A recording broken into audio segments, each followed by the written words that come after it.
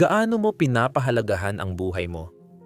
Pag-isipan mong mabuti para masagot ang tanong sa pamagat ng video. Para matulungan ka, sasabihin ko kung gaano ko pinapahalagahan ang buhay mo habang nanonood ka ng video na ito.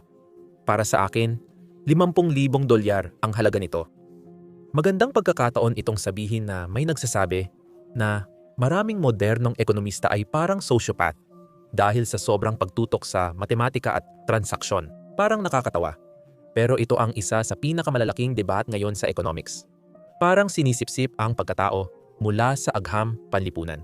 Ang economics ay pag-aaral kung paano nakikipag-ugnayan ang tao sa mga bagay na may halaga, na karaniwang sinusukat sa pamamagitan ng palitan gaya ng pera. Akala ng iba na kapag maayos ang mga numero tulad ng unemployment, inflation, productivity at income, ayos na rin agad ang karanasan ng tao. Dumarami ang nakakakita na hindi pa laging totoo sa realidad ang mga simpleng palagay na ito. Nagresulta ito sa mga katagang naging tanyag, tulad ng vibe session, kung saan maganda ang mga pangunahing numero ng ekonomiya. Pero karamihan sa mga tao ay pakiramdam pa rin na sila ay umaatras. Kaya, ang halagang 50,000 ay hindi ko sinadyang maging masama.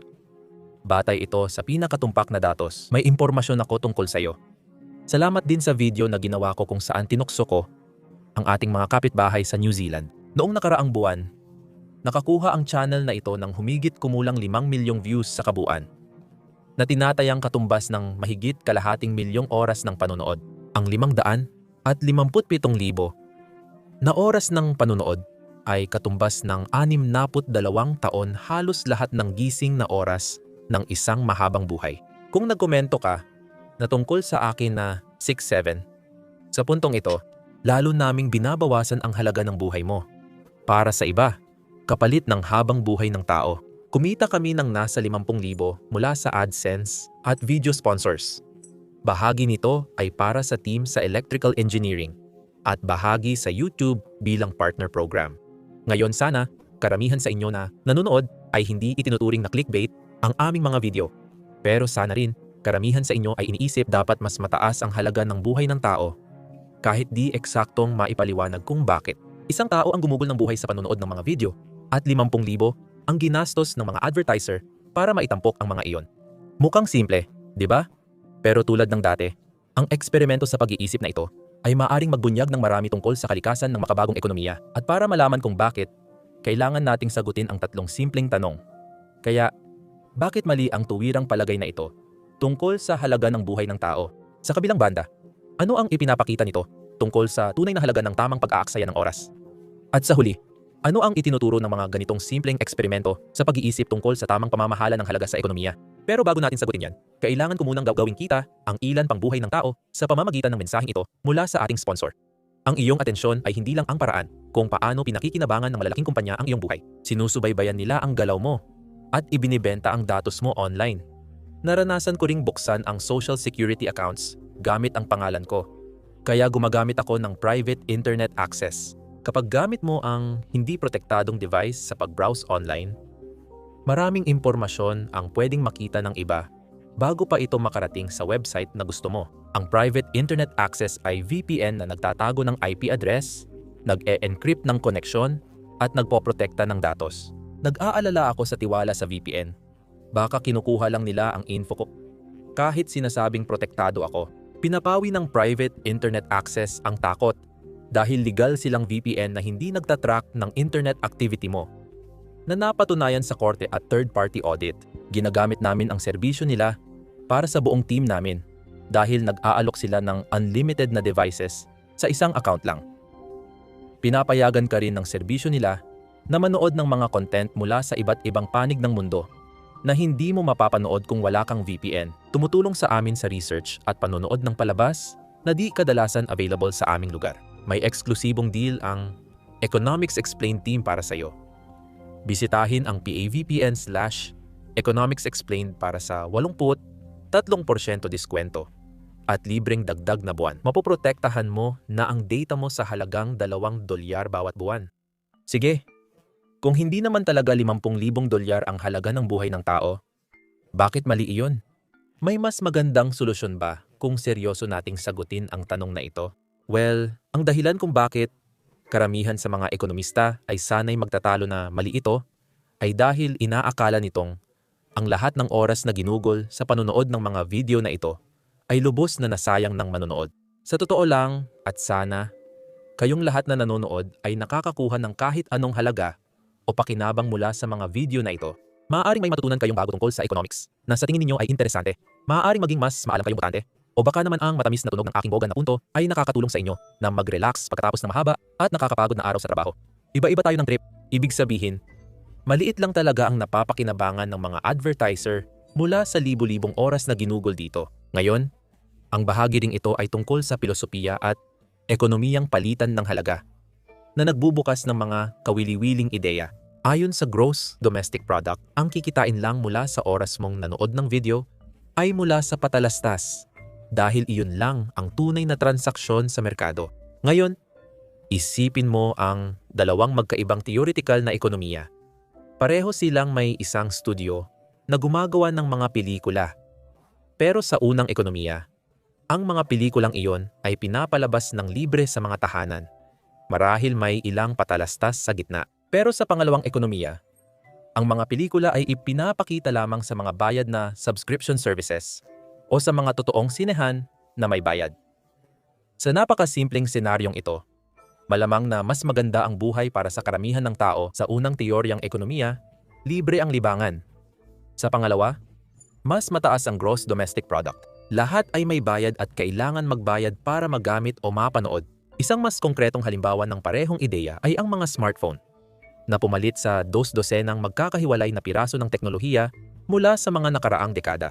Sa teorya, mas tataas ang gross domestic product kung magkakahiwalay gagawin at ibebenta ang digital camera, music player, cellphone, navigation system, pager, at pedometer. Hindi pinagsasama sa isang device, pero malinaw at mas mataas ang konkretong halaga kapag nagagamit natin ang lahat ng mga function na ito gamit ang ating mga smartphone. Kahit minsan ay sobra na ang kanilang kaginhawahan. Pero babalikan natin yan mamaya. Ang lohikal na pagkukulang ng isang napakahalagang economic metric na ito ay nag-udyok sa ilang mga ekonomista na magmungkahi ng tinatawag nilang gross domestic product for the digital economy. Isang sukatan ng gross domestic product na, bukod sa pagsukat ng halaga ng mga produkto at serbisyong ginawa at naibenta sa merkado, ay isinasaalang-alang din ang halaga ng mga libreng produkto. Mas mahirap makuha ang konkretong datos tungkol sa sabay na libreng at mahalagang serbisyong ito. Kung walang datos ng transaksyon, mas madaling ma-interpret kung gaano sila kahalaga. Tinanong ng ekonomista kung ano ang dapat matanggap ng tao para isuko ang mga serbisyo gaya ng Facebook, YouTube, o mga smartphone features. Natuklasan nilang malaki ang halaga ng mga serbisyong ito kahit hindi ito nakikita sa pangunahing macroeconomic na datos. Mahalaga ito ngayon dahil kung kumonti ang libreng serbisyo, malaki ang epekto nito sa ating kagalingan. Bagamat hindi ito makikita sa karamihan ng datos ng ekonomiya, maaaring naranasan na ito ng maraming ekonomiya nitong nakaraang dekada. 10 taon na ang nakalipas. Maraming digital na serbisyo, lalo na yung libre o malaki ang subsidya mula sa mamumuhunan at advertising. Mas mahalaga ang benepisyo ng mga gumagamit kaysa sa singil. Kaya pinalaki ang market share at nakinabang tayo sa murang serbisyo. Pero nagbago na ito ngayon. Tumaas ang presyo ng Uber, food delivery, at iba pang serbisyo para kumita. Kahit yung mga libreng gamitin dati, napansin ng marami na dumami ang ads, mas maraming upsell at mas nakakainis gamitin. Siyempre, kailangan ko ring banggitin, bilang YouTube channel, malaki ang benepisyo namin sa trend na ito. Nang magsimula kami 7 taon na ang nakalipas, kalahati lang ng kita kada 1,000 views ang kinikita namin noon kumpara ngayon. Malaki ang dahilan nito ay dahil mas madalas na nagpapakita ang platform ng mga ads. Bahagi rin ay dahil nabawasan ang paggamit ng ad blockers. At bahagi rin ay dahil mas marami sa inyo ang gumagamit ng YouTube Premium para bayaran at mawala ang inis na ito. Kung noon pa namin ginawa ang video, magsisimula kami sa biro tungkol sa halagang 3,000 at $1,000 ng buhay gamit simpleng kalkulasyon. Nakakatawa, pero dahil sa mga bagong trend sa ekonomiya, mas naging mahalaga ang oras mo kahit mas mababa ang halaga nito noon. Ngayon tanong na, mahalaga para kanino? Kanino nga ba? Editor, piliin mo ang tama. Ngayon, Pag-uusapan natin ang epekto ng clickbait sa pandaigdigang ekonomiya. Huwag kang mag-alala. Hindi ako gagamit ng clickbait sa video tungkol sa clickbait. Kunin lang ang mga pag-aaral na tinatansya kung gaano katagal gamit ng tao ang device nila sa labas ng trabaho. Hanapin ang oras na nasasayang sa mapanlinlang na nilalaman at i-multiply sa pambansang average na produktibidad para sa mga manggagawang iyon. Iyan ang pagkalkula kung gaano karaming halaga ng ekonomiya ang kanilang nalilikha sa bawat oras ng trabaho. Ngayon, kumpleto na ang mga numero mula sa mapagkakatiwalaang sources para makagawa ng magandang tantya. Noong 2024 ang pandaigdigang gross domestic product ay nasa $110 at 10 trilyon at maaaring tumaas pa sa 2025. Ang halagang ito ay nilikha ng 3.7 bilyong pandaigdigang manggagawa na karaniwang nagtatrabaho ng 1,800 oras bawat taon para sa merkado. Kasabay nito, isang pag-aaral noong parehong taon ang natuklasan na, sa karaniwan, ang mga tao mula sa karamihan ng mga bansang nasuri, hindi kasama ang mga lugar tulad ng Hilagang Korea at mga aktibong sona ng digmaan, ay gumagamit ng kanilang mga telepono ng humigit kumulang 5 oras bawat araw sa karaniwan. Pinatunayan din ng pag-aaral na sa Estados Unidos, karaniwang 5 oras at 16 na minuto kada araw, ginagamit ng mga tao ang kanilang telepono. Natuklasan na kadalasang 3 oras sa trabaho ay ginugugol sa paggamit ng telepono. Pero bago humusga, tanungin mo muna ang sarili mo. Dapat ka bang nagtatrabaho ngayon? Huwag kang mag-alala. Hindi ko ipagsasabi basta't nakasubscribe ka. Ngayon, kung ipagpapalagay natin na halos tama ang mga numerong ito at ang karaniwang tao ay nagtatrabaho ng 4 na araw sa isang linggo para maisama ang part-time na manggagawa, ibig sabihin 12 oras sa halip na 35 oras kada linggo ang ginugugol sa telepono kaysa pagtatrabaho. Kahit anong anggulo mo tingnan, malamang sobra na ang oras sa harap ng screen. At hindi pa kasama rito ang television computer, smart fridge, at iba pang gadgets na may screen. Hindi tayo nandito para humusga, kundi para magpalawak ng datos. 12 oras kada linggo ay 600 at 24 na oras taon-taon. Kung may 2 linggong bakasyon, bilugan na lang natin. 600 oras ginugol sa telepono habang nagtatrabaho. Kapag minultiplika ang karaniwang produktibidad na $18 kada oras sa 3.7 bilyong manggagawa ang nawalang oras, ay nagkakahalaga ng halos 40 trilyon, mas mataas sa 1/4 ng kasalukuyang gross domestic product. Malaki na talaga iyan.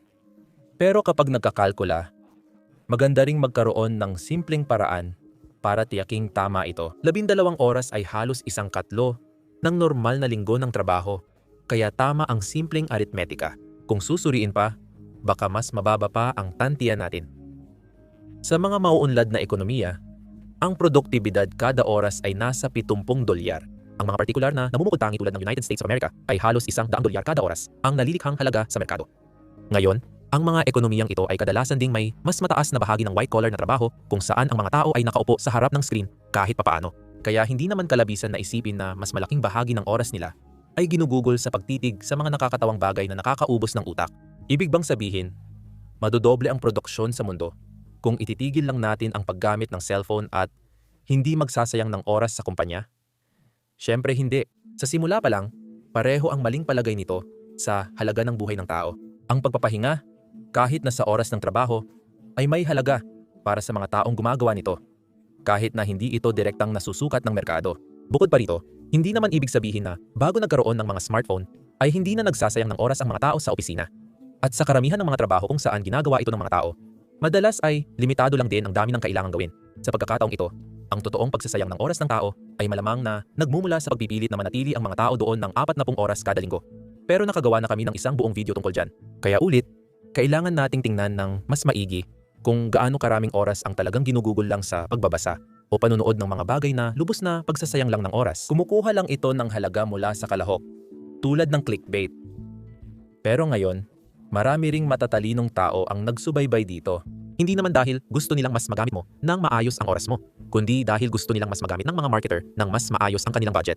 Isang ngayon ay medyo kilalang ulat mula sa Association of National Advertisers ang natuklasan na hanggang 23% ng ginastos sa mga patalastas sa programming ay nasasayang lang sa tinatawag nilang mababang kalidad na mga website. Tinukoy din ng ulat ang bot traffic, labis na patalastas, at mas maikling oras ng panonood kapag nalaman ng tao na clickbait lang ang site o video. Pero kahit ganoon, Ligtas na ipagpalagay na kahit papaano, 5% ng oras na ito ay nasayang lang sa mga nilalamang walang halaga. Halos dolyar. 2 trilyon sa oras at dolyar. 100 bilyon sa advertisers ang nasasayang taon-taon sa clickbait. Mas malaki pa ang kinukuha nito sa pandaigdigang gross domestic product kaysa sa kontribusyon ng Australia. Wala itong naibibigay na halaga kapalit ng oras at perang ginugol. At may ilan pang nilalaman na maaaring nakakapinsala. Salita ng taon ng Oxford para sa 2000 at 25 ay rage bait, na hindi naman totoong salita at nakakainis na para sa akin. Pero ipinapakita rin nito kung gaano nakalaganap ang pagtutulak na may maipakitang negatibo sa harap natin. Ngayon, syempre, ito ay isang thought experiment lang para talakayin ang ilang madalas makalimutang pundasyon ng economics. Sa huli, ito ay pag-aaral kung paano nakikipag-ugnayan ang mga tao sa mga bagay na may halaga. At hindi para maging masyadong madrama dito, pero oras ang pinakakulang na yaman. Ngayon, may totoong epekto ito. Higit pa sa mga motivational na gawing makabuluhan ang araw mo. Mas mapapahalagahan at maiintindihan natin ang tunay na kasaganaan ng sistemang pang-ekonomiya kung bibigyang pansin ang pinahahalagahan ng tao. Hindi lang ang may halaga, ang pagpapataas lang ng mga numero sa pamamagitan ng pagkuha ng mas maraming oras o pag-convert ng mga ito sa mga transaksyong asset ng mas epesyente ay hindi nangangahulugang tagumpay sa ekonomiya, gaya ng pinapaniwala sa atin ng maraming economic metrics. Maaaring mas magawa ng mga ekonomista ang kanilang trabaho kung isa sa alang-alang ang mga nagpapataas ng karanasan ng tao, ngunit hindi ito laging madaling ipagpalit o sukatin. Ngayon, hindi naman kailangang maging kasing hindi ito ng ginawa ng Bhutan, na tinalikuran ang traditional na gross domestic product at ipinakilala ang gross national happiness bilang kapalit nito. May paraan pa rin para subaybayan at gamitin ang mga indicator na ito bilang konteksto sa kaginhawaan ng pamumuhay ng mga tao. Ngayon, gumawa na kami ng isang buong video tungkol sa isang particular na ekonomiya na talagang nagkamali dito, na naapektuhan pati ang regular na pagganap ng ekonomiya. Dapat mong makita at mapanood iyon sa iyong screen ngayon. Salamat sa panonood, pare. Paalam.